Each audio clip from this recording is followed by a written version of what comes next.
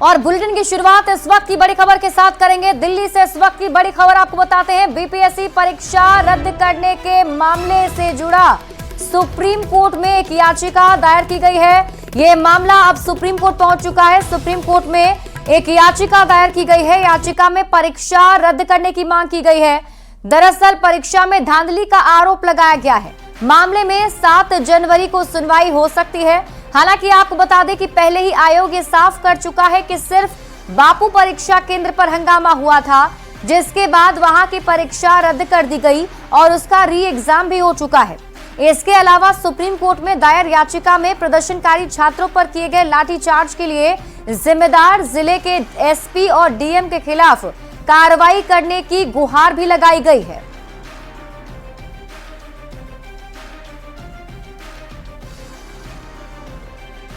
और अब बात करेंगे से नीतीश कुमार की प्रगति यात्रा की। प्रगति यात्रा के दूसरे दिन मुख्यमंत्री नीतीश कुमार मुजफ्फरपुर में करोड़ों की योजनाओं की सौगात उन्होंने दी। इस मौके पर मुख्यमंत्री ने जीविका दीदियों से संवाद किया, विकास योजनाओं का उन्होंने जायजा भी लिया और 500 करोड़ की योजनाओं की सौगात दी है, जिसमें नरौली में करीब 30 करोड़ की लागत से बने आश्रय स्थल के साथ ही पंचायत सरकार भवन, आंगनबाड़ी केंद्र और मनरेगा तालाब का उद्घाटन भी शामिल रहा। इस मौके पर शहर के बैरिया बस स्टैंड का नाम बदलकर अब अमर शहीद बैकुंठ शुक्ल के नाम पर कर दिया गया है।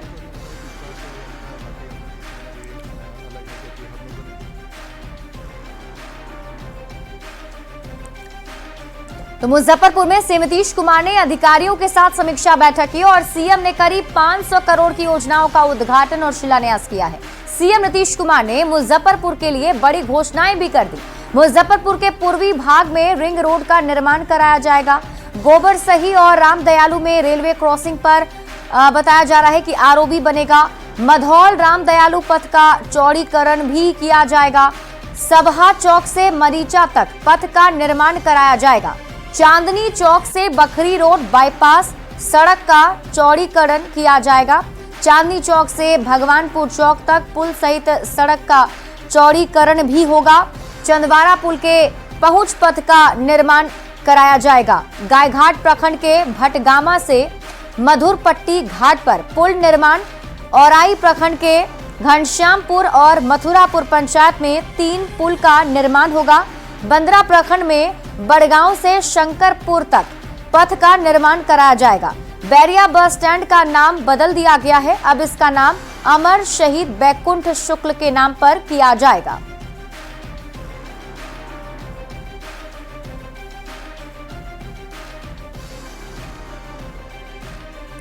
तो मुख्यमंत्री नीतीश कुमार ने लगातार दूसरे दिन बड़ा बयान दिया और ये साफ कर दिया कि 2 बार गलती से इधर उधर गए थे, लेकिन अब कहीं नहीं जाएंगे और एनडीए के अपने पुराने साथी के साथ ही रहेंगे। यानी नीतीश कुमार ने 2025 के चुनाव से पहले राजनीति में खेला होने के सभी अफवाहों पर विराम लगा दिया है। दरअसल मुजफ्फरपुर में प्रगति यात्रा के दौरान मीडिया से बातचीत कर रहे थे। जो था वो सबको खूब प्रेस वाला देते हैं। अरे हम तो 2 बार गलती से उस सबके साथ जोड़ दिया, अब तो हम फिर पुराना साथी में हैं। तो दूसरी समय ना हम किए जी, तो सब कोई काम किया, कोई महिला का शाम के बाद कोई निकलता था, कोई महिला को किया। हम लोग कितना ज्यादा पुरुष के लिए, महिला के लिए, हर जात के लिए, हिंदू का, मुस्लिम का, अपर कास्ट, पिछड़ा, अति पिछड़ा, दलित, मादर, सबके लिए हम लोगों ने काम किया। तो नीतीश कुमार ने साफ कर दिया है कि अब वे एनडीए छोड़कर कहीं जाने वाले नहीं हैं। बावजूद इसके लालू प्रसाद के नीतीश को ऑफर वाले बयान पर सियासी घमासान जारी है। केंद्रीय कपड़ा मंत्री गिरिराज सिंह ने कहा कि नीतीश कुमार ने लालू प्रसाद को आईना दिखा दिया है। बीजेपी के राष्ट्रीय प्रवक्ता शहनवाज हुसैन ने भी कहा कि लालू प्रसाद डरे हुए हैं। उन्होंने कहा कि नीतीश कुमार के नेतृत्व में बिहार में एनडीए पूरी तरह से एकजुट है। लालू प्रसाद जी चुनाव हार चुके हैं। लालू प्रसाद जी ने हार स्वीकार कर लिया है और इसीलिए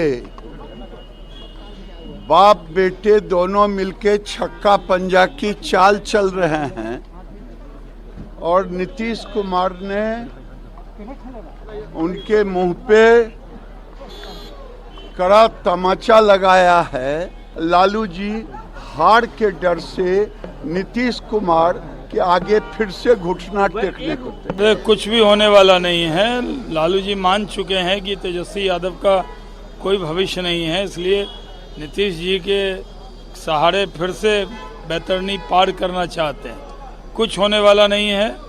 एनडीए पूरी तरह एकजुट है नीतीश कुमार जी के नेतृत्व में। बढ़ते आगे, गोपालपुर के जेडीयू विधायक गोपाल मंडल ने प्रशांत किशोर के अनशन पर बैठने को लेकर विवादित बयान दे दिया।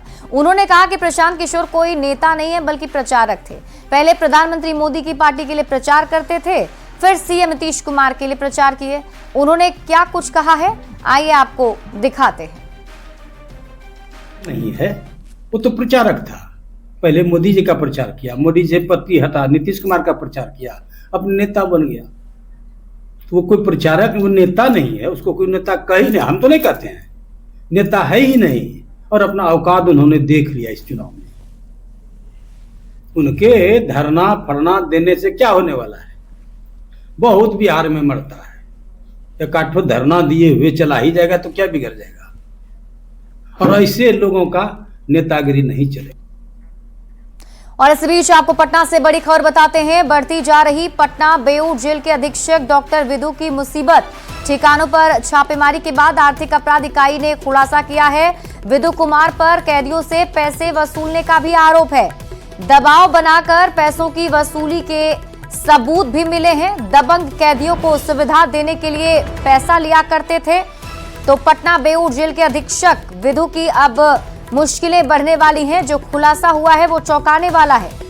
पटना बेऊर जेल के कक्षपाल प्रफुल्ल कुमार भी इसमें शामिल हैं। अधीक्षक ने माता पिता मित्र पत्नी के नाम से काफी संपत्ति अर्जित की है और कई फर्जी कंपनी बनाकर काली कमाई को सफेद करने की साजिश भी रची है। काली कमाई को सफेद करने के लिए अधीक्षक ने सीए भी रखा था। अपने वैध आय से 146% अधिक संपत्ति अर्जित कर चुके हैं और अब इन पर कार्रवाई की जा रही है। तो बड़ी खबर आपको पटना से बता रहे हैं, जहां आप बता दें कई ठिकानों पर ईओयू की टीम पहुंची हुई है और विदु कुमार पर वसूली का आरोप लगा है। दरअसल बताया जा रहा है कि ये कैदियों से पैसे वसूला करते थे। जो दबंग कैदी जेल में होते थे उन्हें सुविधा उपलब्ध कराने के लिए उनसे पैसे वसूला करते थे। दबाव बनाकर वसूली की जाती थी। जो खुलासा हुआ है, दबंग कैदियों को सुविधा देने के बदले पैसे अर्जित करते थे और बताया जा रहा है कि कई फर्जी कंपनियां भी इन्होंने बना रखी थी।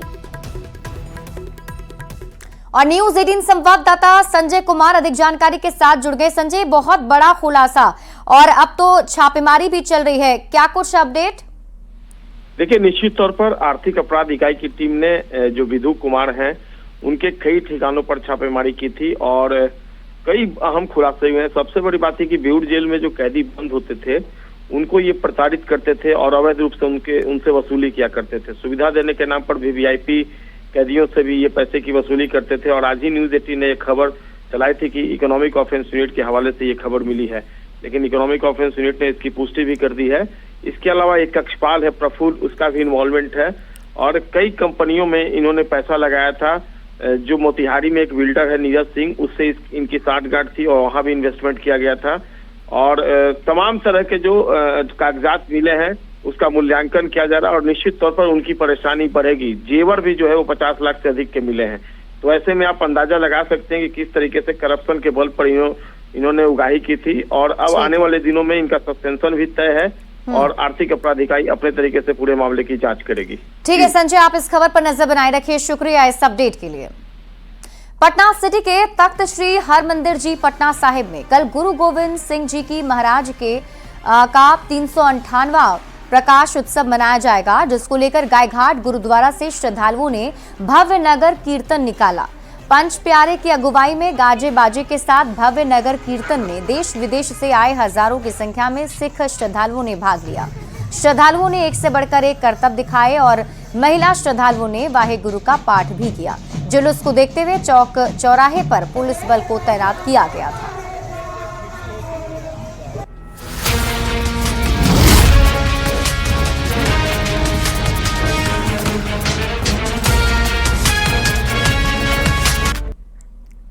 और अब बात लॉ एंड ऑर्डर की करेंगे। बड़ी खबर आपको पूर्णिया से बताते हैं। रघुवंश नगर थाना के अरबन्ना नहर के पास एक बुजुर्ग का शव बरामद हुआ है। बुजुर्ग की धारदार हथियार से हमला कर हत्या की गई है। मृतक बड़हरा थाना के बरहड्डी के रहने वाले अनिरुद्ध मिश्रा थे। सूचना मिलते ही धमदाहा एसडीपीओ सुदीप कुमार गोल्डी, रघुवंश नगर थाना प्रभारी और पुलिस बल मौके पर पहुंचे। जांच में पुलिस की टीम जुट गई है। जांच के लिए फॉरेंसिक टीम को भी बुलाया गया है। मृतक बड़हरा बस स्टैंड कबूतरा स्थान के पास दुकान चलाते थे। रात में दुकान बंद करने के बाद घर निकले थे और उसके बाद से ही लापता थे।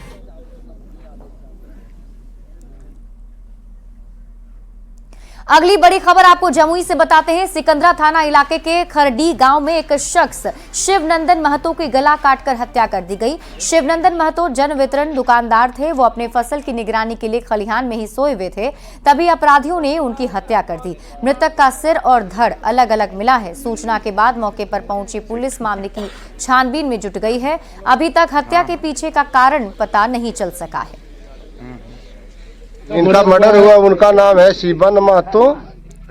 वो गांव के डीलर भी थे। वो अपना धान देखने के लिए आए थे जी। शाम में आए थे, धान झरवाए। वो घर नहीं गए थे, यहीं पर थे। जब खाना खाने के लिए आदमी खोजने गया तो सुबह में मालूम हुआ कि नहीं आए। जब सुबह देखा तो वहाँ उनका कत्ल हुआ है। अतुल सुभाष सुसाइड केस में आरोपी पत्नी निकिता सिंघानिया, सास और साले को जमानत मिलने का मृतक अतुल सुभाष के पिता ने विरोध किया है। पवन कुमार मोदी ने कहा कि कानूनी प्रक्रिया के तहत जमानत दी गई, लेकिन उन्हें जमानत नहीं दी जानी चाहिए थी। उन्होंने फिर से अपने पोते की कस्टडी देने की मांग की है। मिलना तो कानूनी प्रक्रिया के अंतर्गत है, लेकिन अभी उनको बेल मिलना नहीं चाहिए था। लेकिन उन लोग का बेल मिल गया है। मुझे को भी जानकारी कल हुई है। पीछे कर लिया तो गया। अब तो हम अपने पोते की चिंता हो रही है कि पोता मेरा कहाँ है, नहीं है। पोते के लिए हम लोग को कर्नाटका पुलिस के, बेंगलोर पुलिस के द्वारा कुछ जानकारी मिली है कि वो फरीदाबाद के एक बोर्डिंग स्कूल में है। छत्तीसगढ़ के बीजापुर में पत्रकार मुकेश चंद्राकर की हत्या के मामले में कई पर्दाफाश हुए हैं। पुलिस ने 3 आरोपी दिनेश चंद्राकर, रितेश चंद्राकर और महेंद्र राम टेके को गिरफ्तार किया है। इसमें 2 आरोपी दिनेश और रितेश मृतक के चचेरे भाई हैं। पुलिस के मुताबिक ठेकेदार सुरेश के कहने पर रितेश और दिनेश ने पत्रकार की हत्या की है। पुलिस ने इस हत्याकांड में ठेकेदार सुरेश चंद्राकर को मुख्य आरोपी बनाया, जो अभी भी फरार है। मुख्य आरोपी के हैदराबाद में छिपे होने की खबर पर बीजापुर पुलिस उसे तलाश करने के लिए हैदराबाद गई है।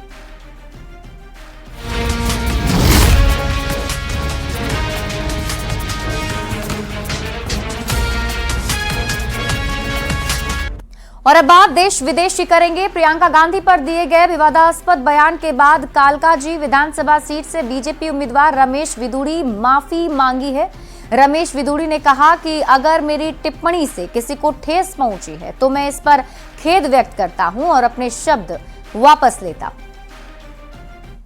इस प्रकार के बयान पहले दिए जाते रहे हैं और किन्होंने दिए? लालू यादव जी ने बयान दिया, हेमा मालिनी जी के ऊपर दिया। मैंने उसका उसी संदर्भ में बोला था और उसी आधार पर कांग्रेस के साथ तो सरकार में मंत्री रहे, कांग्रेस चुप्पी साधी रही। नरेश बालियान आम आदमी पार्टी का विधायक है। 2024 में फिर उन्होंने ये बयान को दोहराया 2024 के चुनाव में, तो आरटीसी की चुप्पी रही। लेकिन फिर भी अगर मेरे इस बयान से कोई व्यथित है, किसी को दुख पहुंचा है, तो मैं हृदय से इस बात के लिए अपने शब्द वापस लेते हुए खेद प्रकट करता हूं और इस बात के लिए मैं दुख प्रकट करता हूं कि अगर किसी को खेद पहुंचा हो। लेकिन इन लोगों को उंगली उठाने का कोई इस बात के लिए राइट अधिकार ही नहीं बनता है कि वो ऐसे बयानों की करे, तो पहले अपनी गिरबान वो लोग झांके। और अब आपको बीजेपी उम्मीदवार रमेश विदुड़ी का वो बयान भी सुना देते हैं जिस पर विवाद हुआ था। कालकाजी भी सुधार कैंप के सामने वाली, बराबर वाली, अंदर वाली सारी की सारी सड़कें प्रियंका गांधी के गाल जैसे जरूर बना देंगे। लालू ने कहा था बिहार में कि बिहार की सड़कों को मैं हेमा मालिनी जी के गालों जैसे बना दूंगा। लालू ने झूठ बोला था, नहीं बना पाया, लेकिन मैं आपको विश्वास दिलाता हूं जैसे ऑल इंडिया मुस्लिम जमात के राष्ट्रीय अध्यक्ष मौलाना शहाबुद्दीन रिजवी ने महाकुंभ को लेकर विवादित बयान दिया है। उन्होंने आरोप लगाया कि कुंभ मेले का एक बड़ा हिस्सा वक्फ की जमीन पर लगा है। उन्होंने कहा कि कुंभ मेले में 55 बीघा वक्फ की जमीन का इस्तेमाल हो रहा है।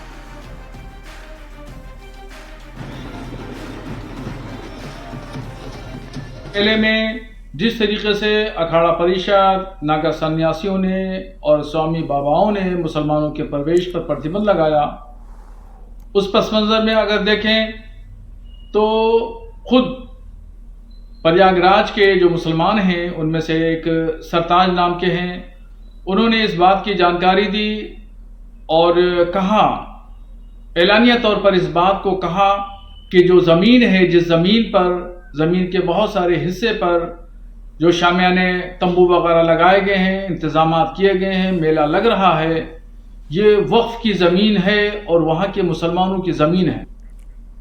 अरुणाचल प्रदेश के तवांग में टहल रहे पर्यटक झील के बीच फंस गए। झील में जमी हुई बर्फ अचानक टूट गई और कई पर्यटक झील के बीच ही फंस गए। जानकारी मिलने के बाद वहां के अधिकारियों ने रस्सी की मदद से सभी को बाहर निकाला, जिसका वीडियो केंद्रीय मंत्री किरण रिजिजू ने शेयर किया है।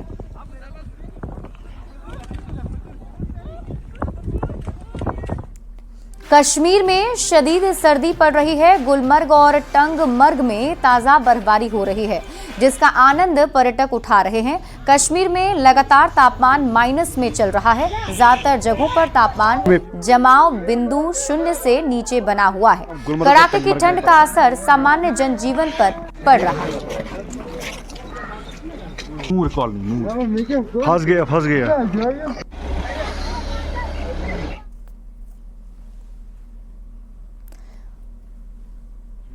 और ये तस्वीरें आपको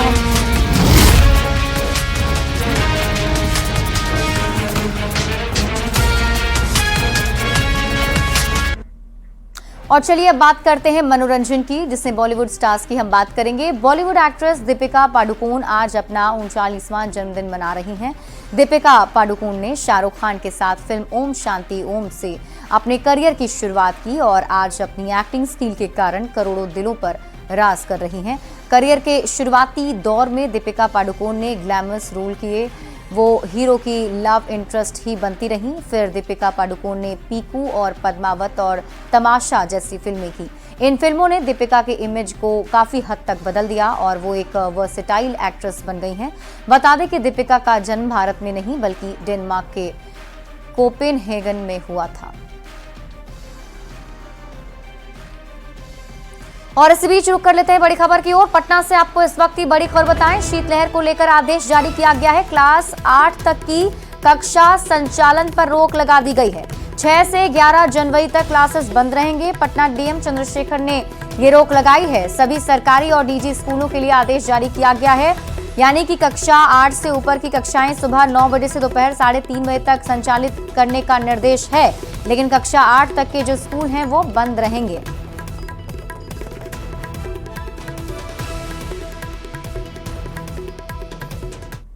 और फिलहाल इस बुलेटिन में अभी के लिए बस इतना ही। आप देखते रहिए न्यूज़ 18 बिहार झारखंड।